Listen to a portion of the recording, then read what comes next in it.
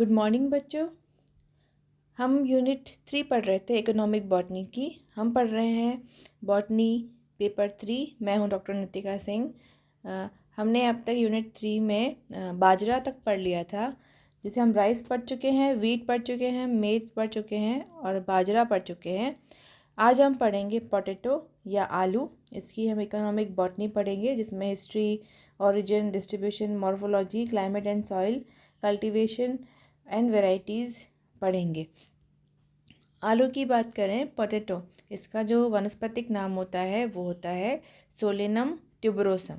Solanum tuberosum, जो कि Solanaceae family से बिलोंग करता है। सोलेनेसी फैमिली को नाइटशेड फैमिली भी कहते हैं, क्योंकि नाइटशेड प्लांट जो है वो इसी फैमिली से बिलोंग करता है। और मेनली जो इसकी इम्पोर्टेंस है वो है इसके ट्यूबर्स, जिसको हम कंद बोलते हैं। उसके कारण आप जानते हैं आलू हम खाते हैं एज ए वेजिटेबल, तो वे बेसिकली रूपांतरित तना होता है इस पौधे का, जिसको कंद बोलते हैं या फिर ट्यूबर बोलते हैं, जिसे हम खाते हैं। The word potato comes from Spanish word पटाटा। एक स्पेनिश वर्ड है पटाटा, जहाँ से पोटैटो वर्ड आया है। Potato is the most important food crop of the world. क्यों? क्योंकि हम देखते हैं बाकी सब जो जैसे राइस है, वीट है, ये सब तो फिर भी सीरियल्स में आते हैं, लेकिन अगर वेजिटेबल्स की बात करें तो ये सबसे इम्पॉर्टेंट पोटैटो रहता है। They provide a source of low cost energy to the human diet. ये एक सस्ता एनर्जी का सोर्स है ह्यूमन डाइट के लिए, ज़्यादा महंगा नहीं होता और इजीली अवेलेबल होता है। The tubers are highly digestible and supply vitamin C, protein, thiamine, niacin. इसमें बहुत सारे मतलब स्टार्च तो होता है, ये स्टार्च के साथ में ही इसमें vitamin C, protein, thiamine, niacin, ये सब भी इन सब का भी ये सोर्स होता है। क्लासिफिकेशन तो हम जानते हैं किंगडम प्लांटी रहेगा, order Solanales, family Solanaceae, genus Solanum और स्पीशीज ट्यूबरोसम। ट्यूबरोसम इसके नाम से पता चल रहा है क्योंकि इसमें ट्यूबर पाया जाता है, जिसको हम कंद कहते हैं, इसलिए हम कहते हैं इसे ट्यूबरोसम। ओरिजिन की हम बात करें तो आलू का centre of origin south America रहा है। वैसे इसकी उत्पत्ति जो इसका ओरिजिन है वो कई बार हुआ है, अलग अलग जगह पर ये अलग अलग प्रकार से डोमेस्टिकेटेड, मतलब अलग अलग जगह पे अलग अलग प्रकार से ये डोमेस्टिकेशन में आया है।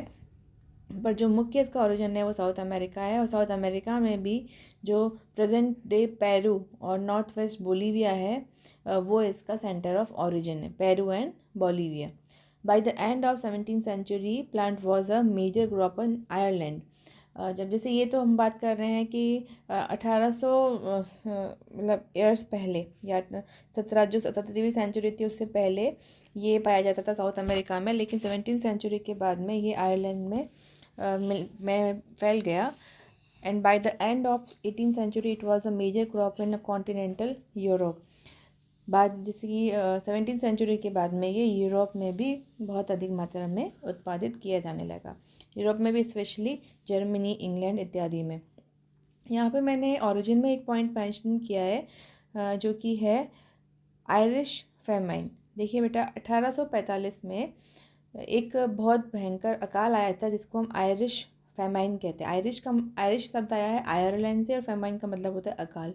ऐसा क्या हुआ था? क्योंकि 1845 तक जो आयरलैंड की इकोनॉमी है वो पूर्णतया आलू पर निर्भर थी, क्योंकि वे हर चीज़ के लिए जो आलू बहुत बहुत अधिक मात्रा में उत्पन्न किए जाते थे, तो वे जो मेन फूड सोर्स था वो आलू ही था, पोटैटो था।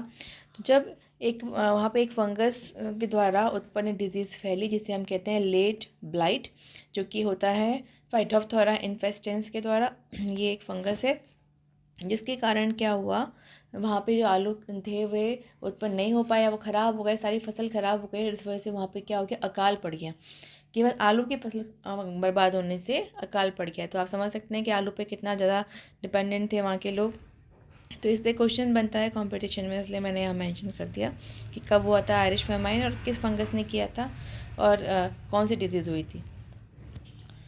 डिस्ट्रीब्यूशन की बात करें तो China is now the world's largest potato producing country and nearly 1/3 of the world's potato are harvested from China and India. लगभग चाइना में सबसे ज़्यादा आलू उत्पन्न किए जाते हैं, और संसार का 1/3 भाग इंडिया और चाइना से सप्लाई होता है आलू का। भारत की बात करें तो potato is grown almost in all state of India, but ज़्यादातर वो कहाँ पाया जाता है, जहाँ ठंडी जगह होती है, पहाड़ी एरिया में ज़्यादा उगाया जाता है। हिमाचल प्रदेश, पंजाब, उत्तर प्रदेश, मध्य प्रदेश, गुजरात, महाराष्ट्र, कर्नाटका, वेस्ट बंगाल, बिहार, आसाम। भारत में एक इंस्टीट्यूट है शिमला कुफरी में, जिसका नाम है सेंट्रल पोटैटो रिसर्च इंस्टीट्यूट, इसको हम CPRI कहते हैं। यहाँ पे मेनली पोटैटो रिसर्च होती है भारत में, CPRI कुफरी शिमला में। मॉर्फोलॉजी, अब आलू का प्लांट कैसा दिखाई देता है, तो a tuber is the swollen end of an underground stem. तो जो ट्यूबर है वो क्या है, एक रूपांतरित तना है। जो भूमिगत तना होता है उसका जो अंत एंड होता है, लास्ट पार्ट होता है, वो एक फूल जाता है जिसे हम कहते हैं tuber. The compound leaves are spirally arrange, इसमें संयुक्त पंक्तियाँ पाई जाती है जो कि सर्पिल रूप से व्यवस्थित रहती है। द वाइट लेवेंडर और purple flower have 5 fused petals. यहाँ पे जो फ्लावर होते हैं वो सफ़ेद, पर्पल या लेवेंडर कलर के होते हैं, जिसमें पेटल आपस में जुड़े हुए होते हैं। और इसमें जो स्टेमिन्स होते हैं या जो पुंकेसर होते हैं वो येलो कलर के होते हैं। The fruit is a small poisonous berry with numerous seed. जो इसका फल होता है, देखिए बेटा ये ध्यान रखें कि आलू जो हम खाते हैं वो जड़ भी नहीं है, वो फल भी नहीं है, वो एक तना है। और यहाँ पे हम देखेंगे जो इसका फल होता है वो होता है बेरी। आपने पढ़ा होगा फलों के प्रकार होते हैं विभिन्न प्रकार के, तो उसमें एक फल होता है बेरी जो कि आलू का फल है। इट इज़ अ पॉइजनस, यह पॉइजनस होता है और इसमें बहुत सारे सीड्स पाए जाते हैं। The stem extend underground into structure called stolon. देखिए जो तना होता है, ऊपर का तना जब नीचे भूमि के नीचे चला जाता है तो उसको कहते हैं स्टोलन। और इस स्टोलन के ही आगे जो इसके एंड होते हैं वहाँ पे लगभग एक the ends of the stolon में enlarge greatly to form a few और मोर देन बी, कुछ ट्यूबर या फिर 20 तक भी ट्यूबर पाए जा सकते हैं किसी स्टोलन के एंड में। और जो ट्यूबर्स होते हैं वो क्या होते हैं, कंद जिसे हम कहते हैं आलू। The tubers bear spirally arranged buds. जो ट्यूबर्स होते हैं या जो कंद होते हैं उसके ऊपर बर्ड्स मतलब कुछ कलिकाएँ पाई जाती है। आप देखते हैं ना आलू के ऊपर जो वाइट कलर की कलिकाएँ, जिसे हम आइज़ भी कहते हैं। In the एक्सेल्स of aborted leaves, जहाँ पे भी उस भूमिगत तने पे जहाँ पे भी लीव्स निकलने वाली थी वहाँ पे क्या पाई जाती है, आइस पाई जाती है। और जिनके कारण आलू पे कुछ स्कार्स रह जाते हैं या फिर कुछ निशान रह जाते हैं।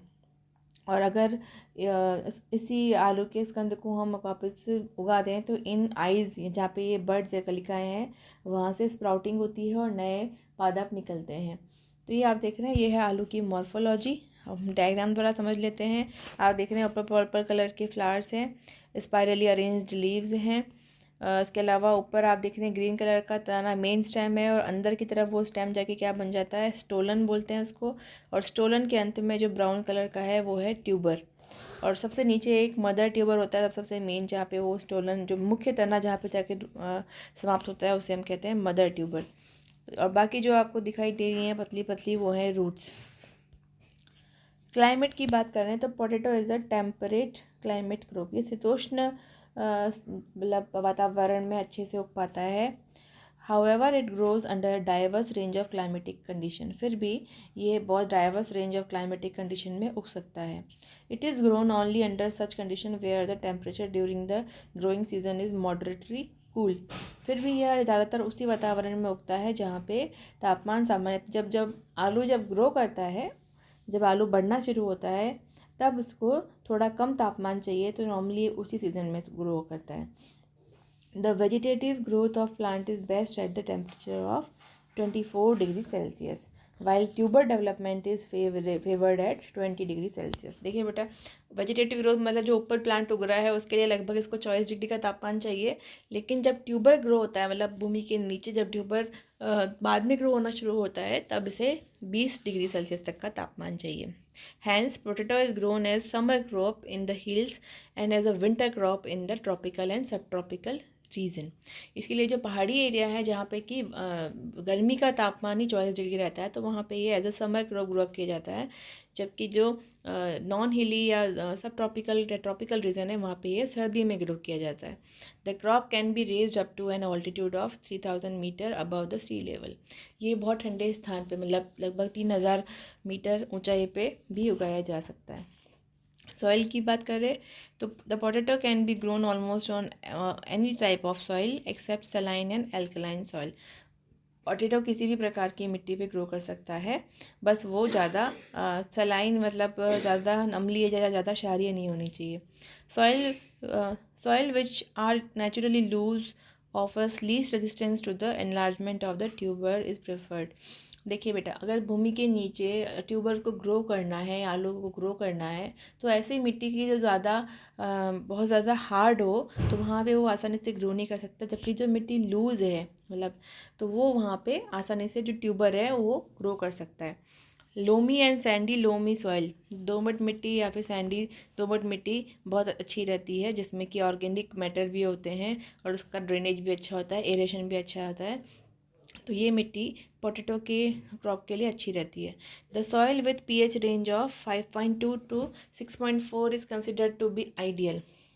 तो इसमें यह है कि ऐसी मिट्टी जिसमें कि पीएच 5.2 से 6.4 तक होती है, यह उसके लिए पोटैटो के लिए आइडियल है। कल्टीवेशन, किसकी खेती किस प्रकार से की जाती है? पोटैटो ज़्यादातर किसके द्वारा उसके ग्रो किया जाता है? उसके कंद में जो पाई जाने वाली बर्ड्स हैं या जिसको हम आई कहते हैं या फिर जो कलिकाएं हैं उनके द्वारा ही ग्रो किया जाता है। Tuber should be cut longitudinally through the crown eyes. इसमें क्या लंबवत रूप से ट्यूबर्स को काटा जाता है जहाँ पे उनकी कलिकाएँ पाई जाती है, और जो प्रत्येक इसका जो कटाए हुए ट्यूबर का भाग होता है वो 30 से 40 ग्राम का होना चाहिए। और ये this potatoes can be grown only under such condition where the temperature during the growing season are moderately cool. बता चुकी हूँ मैं आपको ऑलरेडी कि जहाँ पे आपका तापमान बहुत ज़्यादा नहीं होना चाहिए। Grow in hills of Himachal Pradesh and Uttar Pradesh the spring crop is sown from January. इसीलिए अगर हम पहाड़ी एरिया की बात करें तो यहाँ पे जनवरी में इसे बोया जाता है, और जबकि समर क्रॉप जो होती है इसमें दो एक साल में 2 बार आलू बोया जाता है। एक बोया जाता है जनवरी फरवरी में, और दूसरा बोया जाता है मई में। द होल और cut tubers are planted 15 to 20 centimetre apart. जिसमें ट्यूबर्स को पहले बोया जाता है 15 से 20 सेंटीमीटर की दूरी पर। इरिगेशन हैज़ अ स्पेशल, हाँ एक आलू में एक बेटा प्रॉब्लम है कि जैसे अगर बीज है तो बीज को हम मनचाहा पानी भी दे देंगे, थोड़ा ऊपर नीचे भी हो जाएगा तो वो बीज सड़ेगा नहीं। लेकिन यहाँ पे एक तो दिक्कत होती है कि आलू में कि आप इसको ट्रांसपोर्ट करते हो उसमें भी इसके कण सड़ सकते हैं, या इसकी जो बड्स हैं जिसको हम पोटैटो सीड भी उसी को कहते हैं। पोटैटो सीड में जो बीज नहीं आते और जो पोटैटो के कंद की जो कलिकाएँ हैं या फिर जो ट्यूबर के ऊपर जो आइज़ हैं वही काम में ली जाती है। ट्रांसपोर्टेशन में दिक्कत है, प्लस इसमें अगर हमने इनको बो दिया तो उसके बाद में आपको दिक्कत है इसके इरिगेशन में। अगर ज़्यादा पानी दे दिया तो भी वो सड़ जाएंगी, और कम पानी दिया तो वो सूख जाएंगी। तो इनको बहुत टाइम पे थोड़ा थोड़ा पानी देना चाहिए। First irrigation should be light and given 5 to 7 days after planting. आपको आलू की कलिकाओं को बोने के लगभग 5 से 7 दिन बाद पहली बार इसको मतलब सिंचाई करनी चाहिए इसकी। And subsequent irrigation are given at 7 to 5 days interval. फिर उसके हर 7 दिन या 15 दिन के बाद में आपको उसको सिंचाई करनी पड़ती है, पानी देना पड़ता है, डिपेंडिंग ऑन द क्लाइमेट। कि वहाँ का वातावरण ज़्यादा ठंडा है तो फिर आपको 15 डेज़ में करना होगा, थोड़ा गर्म है तो 7 डेज़ में ही आपको सिंचाई करनी होगी। The main crop is ready for harvest with in 75 to 120 days. ये भी डिपेंड करता है कि आप उसका एरिया कौन सा है और क्लाइमेट कैसा है, उसके आधार पर 75 से 120 दिन के अंदर तो मतलब आप मान के चलिए कि 2 से 4 महीने के बीच में आपको आलू की फसल प्राप्त हो, आलू आप हार्वेस्ट कर सकते हैं। The main crop is ready for harvest when majority of the leaves turn yellow brown. अब आपको पता कैसे चलेगा कि हमारी आलू की फसल तैयार हो गई है? आप देखोगे कि अधिकांशतः जो पत्तियां हैं वो पीली पड़ गई हैं और ब्राउन पड़ गई हैं। और इस स्टेज पे क्या जाता है कि सबसे पहले आलू की जो प्लांट होता है उसको भूमि के निकट से काटा जाता है, और उसके बाद में उसको छोड़ दिया जाता है कुछ समय के लिए। फिर 8-10 दिन के बाद में भूमि को खोद कर आलू को निकाला जाता है। These white potatoes are manually picked from the field and stored in shed. इनको मैनुअली निकाला जाता है, किसी मशीन के द्वारा नहीं, और फिर इन्हें स्टोर किया जाता है। आलू की कौन कौन सी इम्प्रूव्ड वेराइटीज़ हैं? तो वो है, क्योंकि कुफरी का मैंने बताया को CPRI जो सेंट्रल पोटैटो रिसर्च इंस्टीट्यूट जो है वो कुफरी शिमला में है। तो जो भी इसकी वेराइटीज़ है उसके आगे कुफरी ऐड किया गया है। कुफरी ज्योति, कुफरी आनंद, कुफरी अशोका, कुफरी गिरिराज, ये मैंने कुछ इम्प्रूव्ड वेराइटीज़ बताई है आलू की। आलू के यूजेस आप सब जानते हैं कि इसे एज अ वेजिटेबल काम में लिया जाता है। इससे पोटैटो चिप्स, फ्रेंच फ्राइज़ इत्यादि बनाई जाती है। तो खाने के अलावा आलू के और भी यूजेस हैं कि इसे जो ख़राब हुए हुए या एक्स्ट्रा जो आलू होते हैं उसे हम जो भी पशु होते हैं, मवेशी होते हैं, उनको खिलाने में भी काम में ले सकते हैं। It is a major source of starch. इससे स्टार्च बनाया जाता है। इथाइल अल्कोहल के प्रोडक्शन में भी इसे काम में लिया जाता है। Potato is the among richest food in potassium. इसमें जो ऐसे पोटैटो के अंदर पोटेशियम की मात्रा अधिक होती है, तो ये पोटेशियम का बहुत अच्छा सोर्स है। तो इस प्रकार से जो आज हमने पढ़ा है वो है आलू या पोटैटो। अब आपकी इस यूनिट में जो आधा पार्ट हो गया है और इसमें जो बचा है नेक्स्ट हम पढ़ेंगे शुगर केन। आप देख रहे हैं कि हम बाजरा के बाद पोटैटो पढ़ चुके हैं, अब हम पढ़ेंगे शुगर केन। आज हम इतना ही पढ़ेंगे। धन्यवाद।